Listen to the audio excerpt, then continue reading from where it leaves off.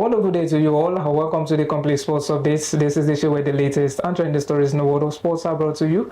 My name is Abib Kuranga. Joining me today is James Agboribi. Together we shall be taking through the rounds as far as sporting stories in today's episode is concerned. Welcome to the show, James. And how are you doing today? Thank you very much, Abib. It's a pleasure being on today's edition. Absolutely. It's always feels good to be back on the Complete Sports Updates. And what a beautiful day to talk sports. And as usual, there are some stories making up the rounds in the globe, most especially with one involving a Nigerian international as well as a former Nigeria Super Eagles head coach, as well as a pattern that has been showing as far as the FIFA Club World Cup is concerned. But first off, let's talk about the Super Falcons of Nigeria with a goalless draw which they played against Portugal, which was actually as the penultimate preparation game as far as the friendly matches is concerned. Following the games they actually played against Algeria, which ended in victories for them, as well as the loss against France before the win against the indomitable Lionesses of Cameroon, and now the draw against Portugal. But we still have a game to contend with as far as the friendly match is concerned, which is going to be against the Black Wings of Ghana. So, James, well, the game against Portugal, which actually ended goalless right there, with the ladies actually fighting to actually fought tooth and nail as far as the encounter is concerned. So, what say you about the preparation of the Falcons so far ahead of the 2024 Women's African Cup of Nations in Morocco? Well, good one for them. Good one also for the NFF. Cannot take that away because they've been able to come up with a series of friendly games. The other day we saw the game against Cameroon. They've now played against Portugal, and before they now head to Morocco, they will now play, just like what you said, they will now play against Ghana on June 29th.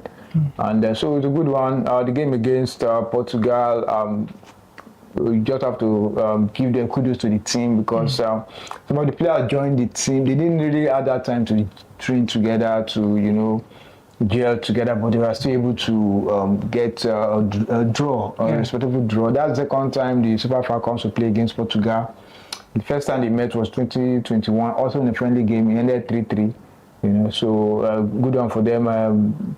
Chiamaka Nnadozie, she was, for me, the most outstanding player. She kept the team in the game. She made series of fantastic saves. The team struggled in the first half. They just couldn't string passes together, couldn't create chances. The Portuguese were just all over them. But thanks to Chiamaka Nnadozie and the defense, they just did, they tried, but she was the most outstanding. Then second half, the coach now made 3 substitutions, brought on Alimata Indi, Onumonu, and Ashley Plumpton, and I think that kind of stabilized the team. Those are experienced players, so that was when they started, creating chances. Odega went close, tried a lob that hit the bar. Onumonu almost met a pass from Odega, so they kind of came back in the game, and for me, all in all, it was a good result. I mean, that would kind of boost confidence. Just imagine, like I said, a team that didn't really train. They got there and they just little workouts, and they were able to play against Portugal. Though Portugal, they are not among the elite teams in women's football. When you talk of the elites, they are not there, but they are not a bad side also. So, like I said, it's a good one, and let's just hope that they're bearing injuries and what have you. And some of the players, some of the invited players, they were not part of the friendly game. So we just imagine for the full house. So, like I said, good one for them, and hope they build on from this. So let's talk about the team list that was released by Coach Just Madugu ahead of the competition proper in Morocco. So, it's actually a blend of youth and experience, blend of foreign-based as well as home-based players. So with these 2 factors to be considered in terms of selection of the players, so what do you have to say about this selection? Do you think the Falcons actually have what it takes to go the way and make this particular edition the La Decima, that's their 10th title in the competition? Well, judging by their pedigree, they're always number 1 favorite to win the competition. But one thing about this tournament is we've come to realize that a lot of teams are coming up.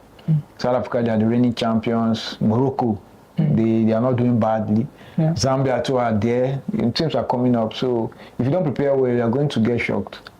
So for me, they'll always be number one favorite at the Super Falcons. But if you don't prepare well, if you don't take the opponents seriously, they're going to shock you. So the last edition, they finished fourth. Yeah. I think that will be the second time when they'll finish fourth. I remember 2012, they also finished fourth. So the players are there. They have a lot of experienced players winning this. They have a lot of players who have won this tournament before. But like I said, you don't go into such major tournaments not well prepared. There was a time where we are just complaining that the team is not playing enough friendly games, but the NFF are able to put together some friendly games, which it might not be too much, it might not be enough like that, but I mean it's better than nothing. Yeah. So it's a good one. Let's just wait. By the time the full complement of the team are in camp, actually they're able to train together, and from there, the good thing is the group stage, the opponents in the group, they are not that too, the group is not too heavy for them. I think they can warm themselves into the competition, and from there they take it up. Yeah, absolutely. The Super Falcons can definitely warm themselves right from the group stage down to the knockout, and wish the ladies the very best as far as their quest in winning their 10th Africa Cup of Nations title is concerned. So let's move over to the next topic involving two former Nigeria internationals actually, as Mikel Obi as well as Samson, Siasia, Coach Samson Siasia right there, and it's actually something that has to do with the 2016 Olympics in Rio, and what people actually believed was John Mikel Obi actually paid for the flight of the under-23 Eagles from their base in Brazil to from their base in US to Brazil, and now Coach Siasia actually debunked it because he was the head coach of the under-23 Eagles, and he's debunked it that the claim that Obi said that he was the one that paid for the flight of the Eagles en route to Rio was false. So what do you have to say about this situation of two former internationals, going back and forth as far as this stuff is concerned? Well, I watched the Obi when he made that claim in Peter Crouch, that former England international Peter Crouch's podcast where he said he paid for the flight. And now, apart from Siasia that came out to debunk it, so I heard one man too also came out to say Solomon Lalong, former minister of sports. He said nothing like that. But for me, Habib, I think whether Obi paid for, because Siasia acknowledged that he paid for, I think, the hotel bills or something. For me, I'm not really interested in whether he paid for flights, but the fact that they confirmed that he paid. He brought out money from his own pocket to offset some bill. I mean, that's very shameful. That's pathetic, because I mean, as a player, you are there. Everything's supposed to be in place for you to just come and do your thing. But when you're now as a player, you're now thinking of helping people that are supposed to, who are in charge, are supposed to take care of all those hotels and everything. You're the one that they're now picking up. And the fact that it's even in public domain, that's very shameful. That everybody is even aware of it, which means. When they make funds available for major tournaments like this, just like what we always hear about, that the money don't really get to the appropriate channels. I mean, for a player to now bring out his money to pay some bill, because I learned they say he paid his hotel bill or some stuff, which is whether he paid for flight.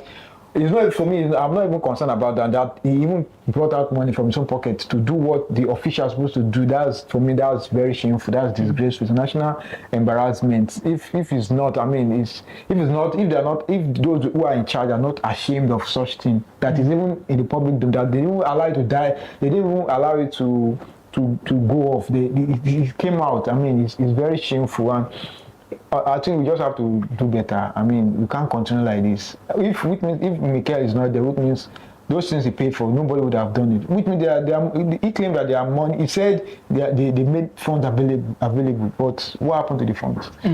So all these things are happening. There's no way you are going to go into the major tournament focus and full concentration when the most important thing, you don't hear things like this in other countries. And we keep saying we want to win major tournaments. You're not never going to win major tournaments when an individual who's supposed to focus on the field is paying the fee offsetting bills for what the official is supposed to do. I mean, we have a long way to go. Yeah. So let's move to the FIFA Club World Cup right there in the United States of America, and European clubs, South American clubs, clubs in Asia, as well as in Africa, actually participated in this encounter in this competition, and they've been some kind of a pattern, because majority of us in this part of the world usually have the belief that European competition is actually superior to any other competitions in the world, neglecting other clubs from other continents. And, we've seen some kind of pattern where South American clubs, most especially, have actually been, punching above their weight, in quotes, defeating some of these European giants, with Real Madrid actually playing out a draw against Al Hilal. So it was even Al Hilal actually. We talk about some South American clubs that have actually defeated these European sides, and you could imagine that this same competition that we've actually belittled, actually clubs out there have actually been the one punching above their weight and defeat these clubs in Europe. So what do you have to say about this particular let me say situation right there? And do you think it's actually a thing to look at in terms of looking at teams that will compete in the FIFA Club World Cup, in the FIFA World Cup generally? Do you think they can actually, South American clubs are actually the favorites to win the competition next time around? Looking at this ongoing 2026 Club World Cup, 2025 Club World Cup, we've heard a lot of complaints, especially from the European clubs, that the condition, the other time Bellingham was complaining about the pitch. We've heard stories about the hotness, everything is just like everything is against the Europeans, So you might have a point, because they've just come back from a loaded season. They never really had the opportunity to rest, and I think that will also be a factor. The South Americans, they are so used to the weather conditions, so it's like they are playing at home. That's why you see almost all the Brazilian teams, they are already in the knockout stage, So I know some people want to argue that that this might be a sign that the next World Cup might end up the South American team might end up winning the World Cup, because it's going to be summer and the weather condition is going to be very, very hot, and so for me, it's possible.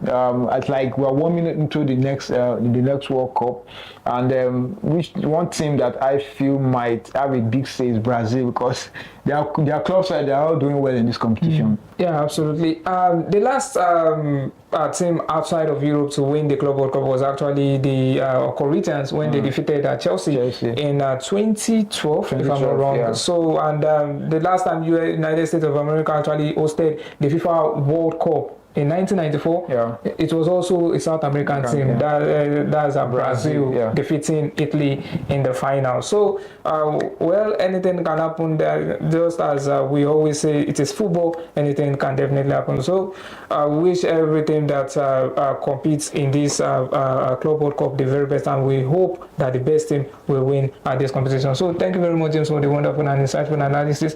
As always, on Complete Sports Updates. Thank you very much, Abid. So, viewers, this will be wrapping things up as far as proceedings in today's episode is concerned. Do take care of yourselves and enjoy the rest of your day. Bye for now.